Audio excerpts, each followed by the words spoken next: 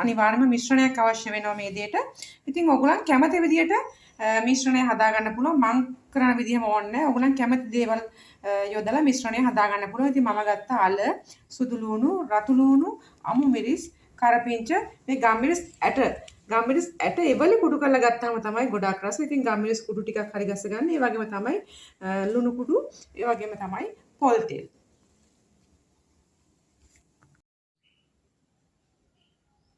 හරි. ඊට පස්සේ මම කලේ බොහොම හීනියට අර ද්‍රව්‍ය ටික මම හීනියට ලියාගත්තා. මේ සුදු ලුණු ටික නම් මම තලලා ගත්තා හොඳට. ඒ වගේම තමයි මේ දෙන්නේ අමු මිරිස්, රතු ලුණු, මේ කරපිංච හොඳට හීනියට ලියාගත්තා. ඒ වගේම තමයි අර අල ටිකට මම ලුණු දාලා මට අවශ්‍ය ප්‍රමාණයට ලුණු ටිකක් දාලා අල ටික තම්බලා අරන් ඒකත් පොඩි කරගත්තා. මේ විදිහට ගම්මිරිස් පොඩු කරගත්තා ලුණු. ඉතින් දැන් අපි මිශ්‍රණය හදාගමු. පොල් තෙල් ටිකක් විතර දාන්න. පොල් තෙල් හොඳට රත් වීගෙන යනකොට අපි දාමු ඉස්සෙල්ලාම කරපිංච. ඊට පස්සේ කරපිංචත් එක්කම අපි දාන්න ඕනේ සුදු ලුණු. දැන් මේක බැදීගෙන එනවා හරිම හොඳයි. ඒත් එක්කම දාන්න අපි අමු මිරිස් ටික දාමු. ඊට පස්සේ රතු ලුණු ටිකක් දාමු.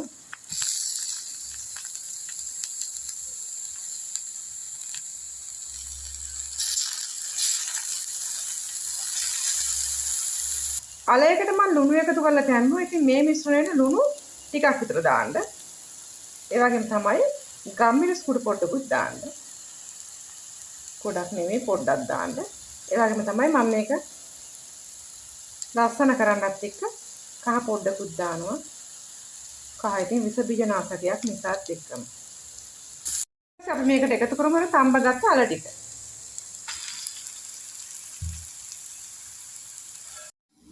හරි දැන් මේක ලස්සන පාටකට හරිම ගානට ඇවිල්ලා තියෙනවා. ඉතින් මේක දැන් ලිපෙන් ඉවත් කරගන්න. ඉතින් ඔයගොල්ලන්ට මේකට විවිධ දේවල් එකතු කරගන්න පුළුවන්. මම ඉතින් වෙජිටේරියන් මස් මාළු මුකුත් කන්නේ නැහැ. උඹල කඩවත් කන්නේ නැති නිසා මම මේ විදිහට අරගත්තේ මිශ්‍රණය. හරි මෙතන මම හදපු මිශ්‍රණය තමයි. ඒ වගේම මම පිටි තැවරුමක් සකස් කරගත්තා.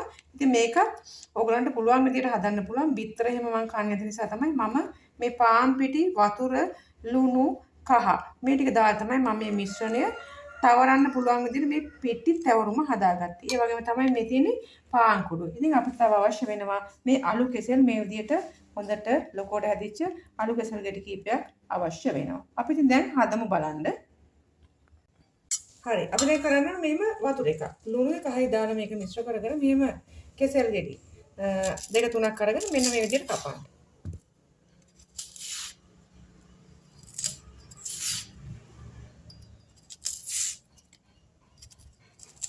මේ විදිහට කපලා අරගෙන ඒක මේ වතුරේකට දාන්න.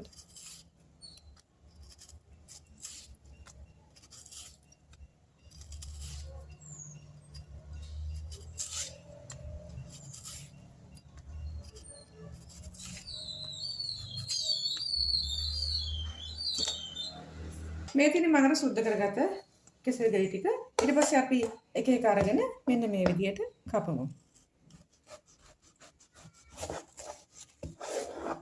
මෙන්න මේ හීනියට පෙති කපලා ගන්න.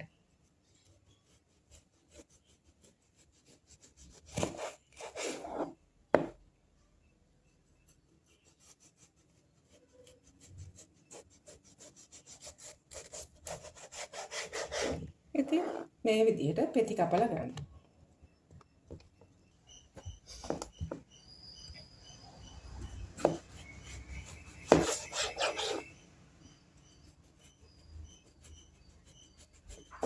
මේ විදිහට පරිස්සමට හීනියට පෙති කපලා ගන්න.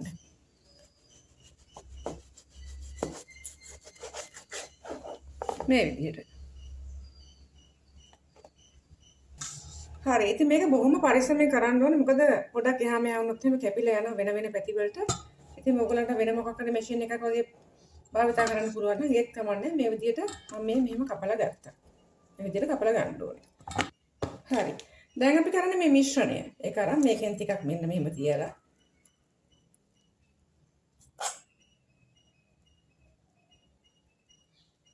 තව තව එකක් අරගෙන මෙන්න මේ විදිහට මෙහෙම මේ විදිහට තද කරනවා. හොඳට තද කරන්න. ඉතුරු ටික ඉතුරු වෙලා අනිත් ටික මෙහෙම ඉවත් වෙනවා. ඒක අපි පොඩ්ඩක් මෙහෙම තියාගන්න පැත්තක.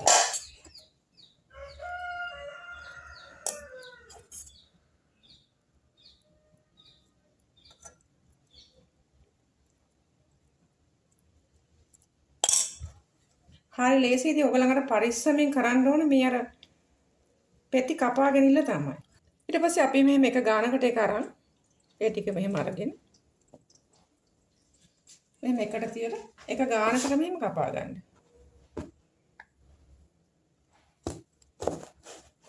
මේක කැපිලා ගියාට ප්‍රශ්නයක් නැහැ. මේව බෙදලා කන්න පුළුවන්.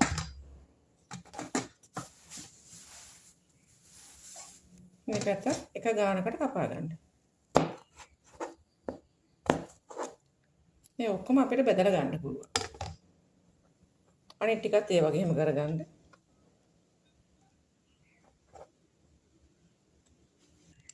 දැන් අපි කරන්නේ මේ පිටි තැවරමයි පාන් කුඩු ටිකයි අරගෙන මේ පිටි තැවරමේ තවරන. මේ විදිහට පිටි තැවරමේ තවරලා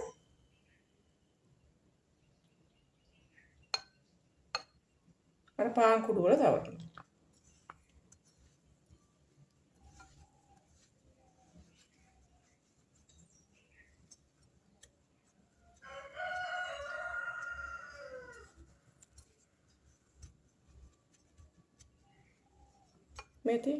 මේ විදිහට හොඳට තවර ගන්න.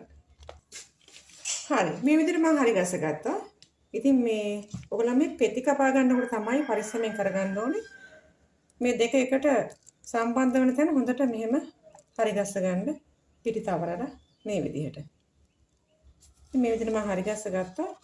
ඉතින් අර පෙති කපා ගන්නකොට තමයි ටිකක් අර ප්‍රවේශමෙන් කරන්න ඕනේ. ඉතින් ඒකත් අර පොඩියට කැපුණොත් මම මේ පොඩියට කැපිච්ච කීපෙකුත් හරි ගස්ස ගත්ත මේ විදිහට. දැන් මේක අපිට බදින්න තමයි තියෙන්නේ.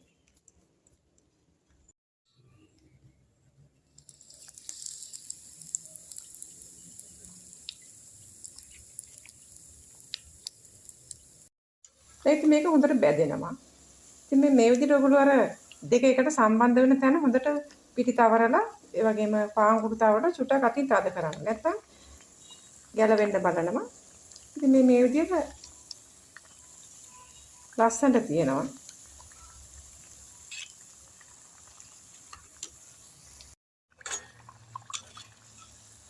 මේ ගාන වගේ වෙනකොට ගන්න. ඉතින් මම අර පිටි තවරමට බිත්තරවක්වත් දැම්මේ නැහැ. ඒ නොදා තමයි මම මේ විදිහට හරි ගස්සලා ගන්නෙ.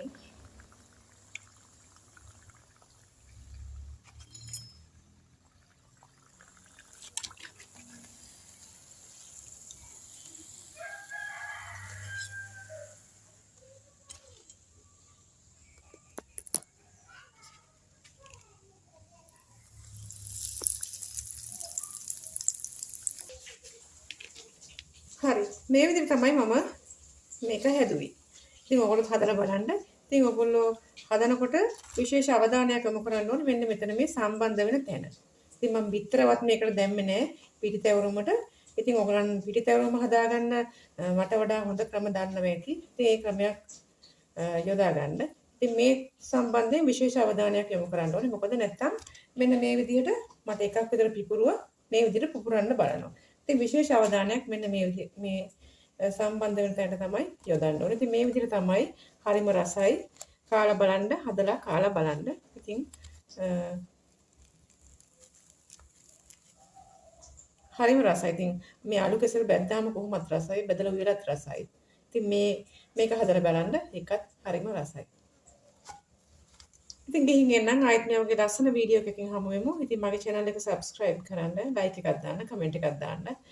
හදලා කාලා රස බලලා comment එකක් දාන්න.